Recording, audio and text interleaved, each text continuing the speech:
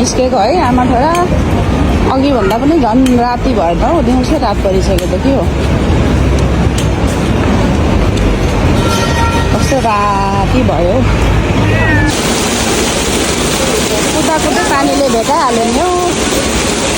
मार्केटको फुल दोकानमा हामी त अडिएर बसिरहेको छौँ। अब कतिखेर रहन्छ र घर जाने होला। लु एकछिन नै घरदेखि बाहिर निस्किँदाखेरि त त्यो बाहिरको त्यो ढोकाबाट पानी बसेर पसिसकेर त घरको हालत, बरन्डाको हालत। त्यसका बाजे ल यहाँनिर पानी जाने बनाएको त झन् मानिनले ब्लक को खोज्यो त यस्तो छ त के हो यस्तो यो।